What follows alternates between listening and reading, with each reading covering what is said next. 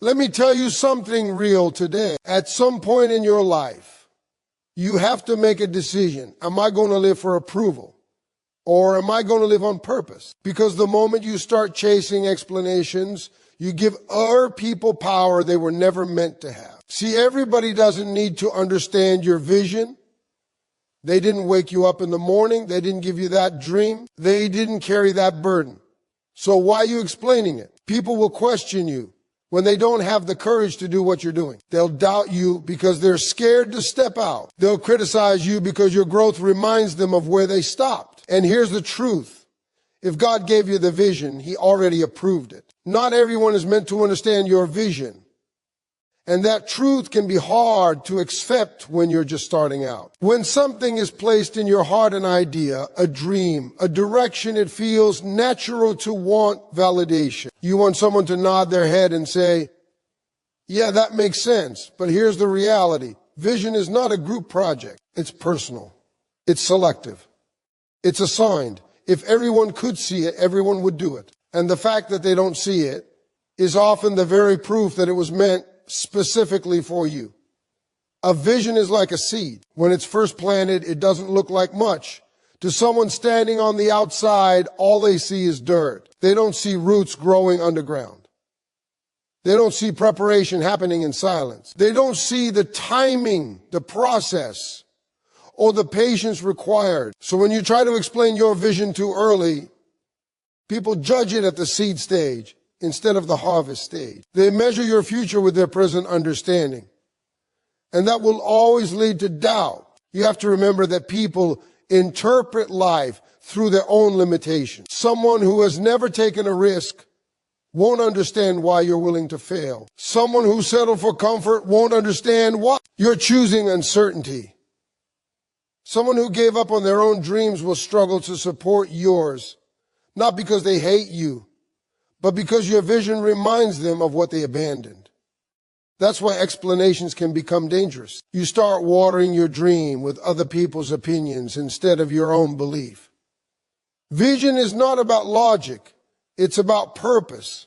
Most great things don't make sense at the beginning. If they did, everyone would be doing them. When you explain your vision to the wrong audience, they'll ask practical questions for something that requires faith. They'll ask how before the why is fully developed. They'll ask for proof before the process has even started. And if you listen long enough, you'll start questioning yourself not because the vision is wrong, but because you shared it with people who weren't equipped to receive it. There's also a difference between guidance and validation. Guidance comes from mentors, experience, and wisdom. Validation comes from insecurity. When you truly believe in your vision, you don't need a crowd to cheer before you move. You move because it's time.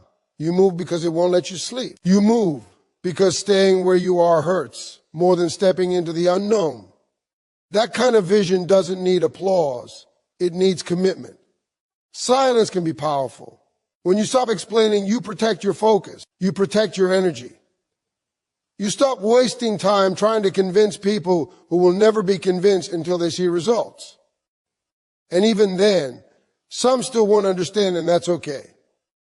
Understanding is not a requirement for support. And support is not a requirement for success. The truth is, the vision wasn't given to them. It was given to you. Your responsibility is not to make it make sense to everyone else. Your responsibility is to carry it, work on it, and stay faithful to it even when no one else sees it yet. One day, what was once questioned will be obvious. What was once doubted will be admired. And what was once misunderstood will be respected. But by then, you won't feel the need to explain anything because your life will already be the explanation. Seeking approval delays purpose. And that is something most people don't realize until they've already lost precious time. From the moment we are born, society conditions us to look outside ourselves for validation. We are taught to ask, is this right? Will they like it? Do I fit in? While these questions might serve a purpose in certain contexts, they become a heavy chain when applied to your personal vision. Approval becomes a crutch that slows you down diverts your energy and prevents you from stepping fully into the life you were meant to live. Every second spent convincing someone that your path is legitimate is a second stolen from your growth, your learning, and your progress. Chasing approval creates a dangerous dependency. You start measuring your decisions against other people's opinions instead of your own instincts. You start editing your dreams to make them more acceptable, trimming down your bold ideas so that they seem safer, more conventional, or easier to justify. And in that process, you dilute your own purpose. You take a vibrant, unique vision and water it down until it's barely recognizable. What you think you are doing to gain approval, in reality, is sabotaging yourself. You are spending more time trying to fit someone else's mold than honoring the mold God or life has already put inside you. Approval is also unreliable. People's opinions are shaped by their experiences, fears, and biases. The same decision one person applauds, another will criticize. You cannot and should not try to chase everyone's approval because you will fail every time. There will always be voices telling you that you're wrong, that you are too much, that you're not ready, or that you're not capable. And if you allow these voices to control you, your life becomes reactive rather than proactive. You end up living a life designed by the doubts of others instead of the calling in your heart. When you delay your purpose for approval, you also delay your own growth. Growth is uncomfortable. It challenges your habits, your beliefs, and your comfort zones. If you wait until everyone else thinks you're ready or agrees with your choices, you might never take the leap. Purpose requires courage, and courage is rarely validated in the beginning. The people who will one day celebrate your success may have doubted you at first. The point is not to eliminate their doubt, you cannot, but to eliminate your dependence on their permission. Your timing cannot wait for their agreement. Chasing approval also leads to a life of comparison, which is one of the most toxic patterns for human beings. When you constantly seek the acceptance of others, you start looking at their lives, their achievements, their pace, and their standards. Instead of focusing on your own journey, you measure it against someone else's. And in doing so, you lose sight of what makes your vision unique. Approval is rarely authentic. Most people will only support what they understand, and many will never fully understand the path you were meant to walk. Waiting for them to do so is like waiting for a storm to pass before planting a seed. It defeats the purpose of growth. The key to moving past approval is self-trust. You have to build confidence in your own judgment, your own instincts, and your own sense of timing. You have to be willing to stand alone if necessary, to move forward even when the crowd is silent or skeptical. That doesn't mean you ignore wise counsel. It means you separate guidance from permission. Wise counsel is information. Approval is validation. One moves you forward, the other holds you back. When you internalize that difference, you start to make decisions based on alignment with your vision, not on the comfort of others. When you stop seeking approval, you also stop shrinking yourself. You stop softening your edges, toning down your ambition, or apologizing for your drive. You stop pausing to justify your action. You stop living in fear of criticism and start living in alignment with your calling. Each step forward becomes a testament to your independence and your focus. You begin to realize that life is not about convincing people. It's about honoring what you've been called to do and letting the results speak for themselves. That's when you discover the freedom of moving with purpose, boldly, unapologetically, and without delay. Criticism often comes from fear, not facts. And understanding this can change the way you respond to it. People are quick to judge, to question, and to point out flaws. But most of the time, their criticism reveals more about their own insecurities than it does about you. Fear is a powerful motivator. It can make people cautious, hesitant, and even resentful of those who are willing to step forward while they stay behind. When someone criticizes your choices, your dreams, or your progress. It's often because they are afraid to take similar risks themselves. They see your courage, your movement, your commitment, and it exposes the parts of themselves they haven't yet conquered. Criticism can take many forms. Sometimes it's subtle, wrapped in concern or advice. Are you sure you should do that? Have you thought this through? Maybe this isn't the best idea. On the surface, it may sound helpful, but if you pay attention, you realize these words are often rooted in fear. The critic fears failure for themselves, and instead of facing it, they try to slow you down. Other times, criticism is blatant and harsh. People say things to put you in your place, to remind you that they think you are overstepping, or to make themselves feel superior. In both cases, the problem is rarely you, it's their fear talking. When you internalize criticism as truth, you give that fear power over your life. You start to doubt your abilities, your judgment, and your dreams. You begin to measure yourself against standards that were never meant for you.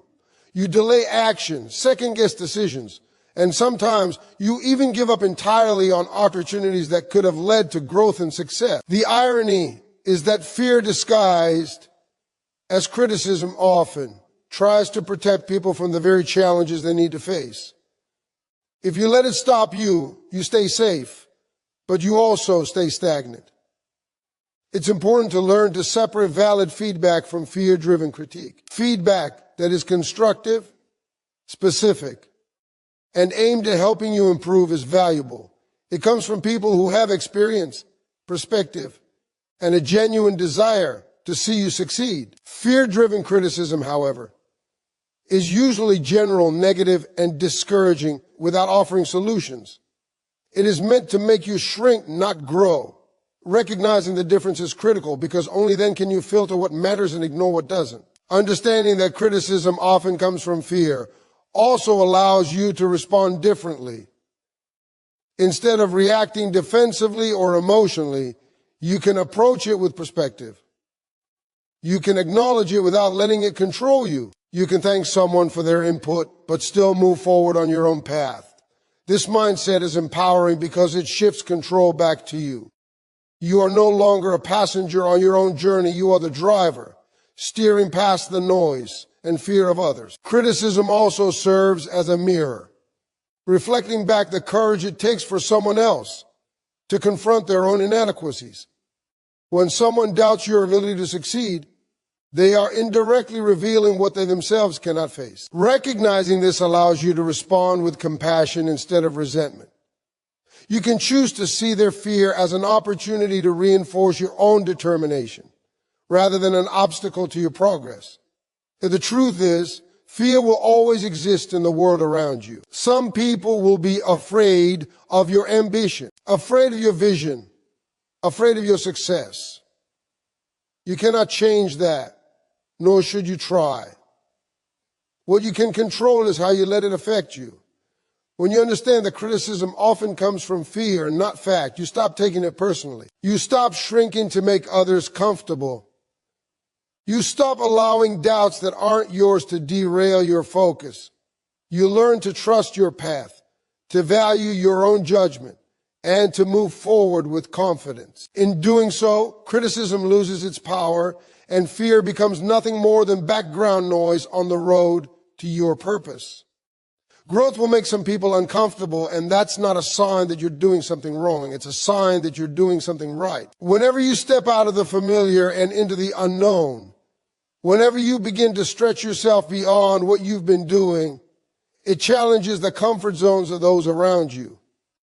People naturally resist change, and growth is nothing if not change. So when others react with skepticism, criticism, or distance, it often has nothing to do with you personally. It has everything to do with them being confronted with the reality of your evolution. Think about it. Growth is a visible, undeniable force. It shows up in the way you carry yourself, in the decisions you make, in the goals you pursue, and in the discipline you enforce in your own life. Those who are stagnant or complacent are confronted by your momentum. Your new habits, new ambitions, and new standards highlight the contrast between their lives and yours. And humans don't always respond well to being reminded of what they aren't doing, what they've missed, or what they've given up on. So instead of celebrating your progress, they may react with discomfort, envy, or even subtle sabotage. Uncomfortable reactions can come from all directions. Family members may question why you're taking risks or changing your priorities. Friends might withdraw because your new lifestyle challenges the dynamics they're used. 2, colleagues may feel threatened by your growth, especially if it outpaces theirs. Even mentors or peers may unconsciously resist your transformation if it shifts the balance of expectation or challenge they were accustomed to. In these situations, it's essential to remember that their discomfort is not a reflection of your value or potential. It is simply the natural response of people witnessing change that makes them rethink their own choices. One of the most important lessons about growth is learning to accept that not everyone will support it, and that's okay. Support is valuable, but it is not required. When you chase approval or validation, you limit your ability to expand into your full potential. You start to make decisions that keep everyone comfortable, including yourself, instead of prioritizing the growth that aligns with your purpose. Growth is inherently disruptive. It is meant to shake up old patterns, habits, and perspectives. And the more radical or ambitious your growth, the more pronounced the discomfort in others may be. The discomfort caused by growth can also be a mirror, reflecting your own strength and commitment. If people are uncomfortable, it often means you're moving farther than they expected you could, and that you're breaking barriers you might not have even realized existed. It's a signal that your actions are visible, impactful, and undeniable. Instead of taking their discomfort as criticism, you can reframe it as a measure of your progress. The very resistance you face is a reminder that you are growing faster than some are willing, able to keep pace with. And that's a good thing. It means you're heading in the right direction. Another aspect of growth is that it teaches you boundaries. When others are uncomfortable with your evolution, you learn who is supportive, who is indifferent, and who is toxic to your journey. Not everyone will be able to walk with you into your next level. And understanding this allows you to surround yourself with people who elevate you rather than hold you back. Growth is not just about personal development. It's also about curating the environment and relationships that will allow your transformation to flourish. The discomfort in others is a natural filter, helping you identify which connections are worth nurturing and which ones are meant to fade. Finally, embracing growth despite the discomfort it causes is a practice in courage and resilience. It requires the ability to stay committed to your path even when it makes others uneasy. It requires trusting that your purpose is bigger than anyone's opinion. Growth tests your resolve and your focus. And every time you choose to continue moving forward, despite others' discomfort, you reinforce your own strength and clarity. Over time, this creates a life where your progress is not dictated by the comfort of others, but by the alignment with your purpose. It shows that true growth is unapologetic, transformative, and unshakable. And the discomfort of others is simply a byproduct of your movement towards something greater. Results speak louder than explanations and understanding. This is crucial for anyone trying to make an impact in life. People are naturally curious and opinionated, and they will always want you to justify your choices, your actions, and your vision. They want to know why you're doing what you're doing, how you plan to get there, and whether it's reasonable according to their standards. But the reality is, explanations only carry weight when they are backed by evidence. And the most undeniable evidence is results. Words alone rarely change perceptions. But tangible outcomes have a way of shutting down doubt, criticism, and misunderstanding without you ever having to argue. When you spend too much time explaining yourself, you dilute your energy and focus. Every explanation you offer is a distraction from execution. Every justification is time taken away from action. The people who need to see results will see them eventually, And the people who are never satisfied with explanations will never be satisfied with words anyway.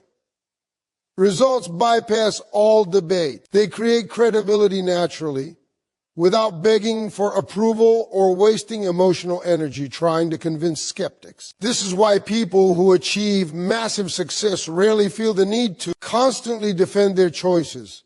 They let their outcomes tell the story. Think about how this applies to business, career, or personal goals. When someone starts a new project or takes a risk, their vision may be met with doubt.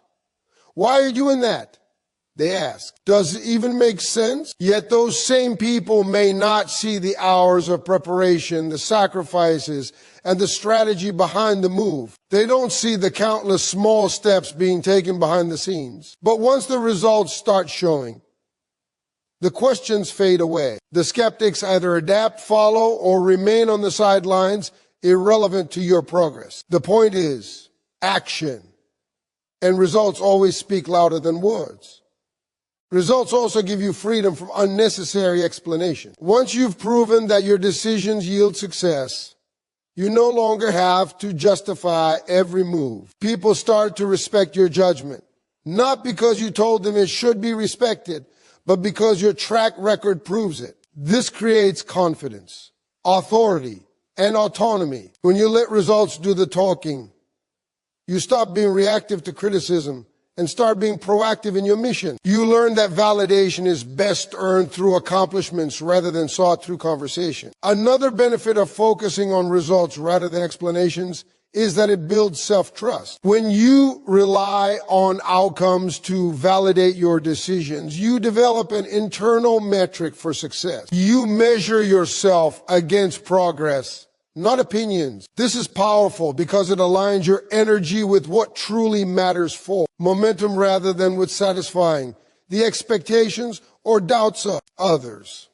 The discipline of letting results speak forces you to prioritize execution, accountability, and consistency. Every step forward becomes both proof of effort and evidence of capability, reinforcing your belief in your own path. It's also worth noting that results inspire others far more than explanations ever could.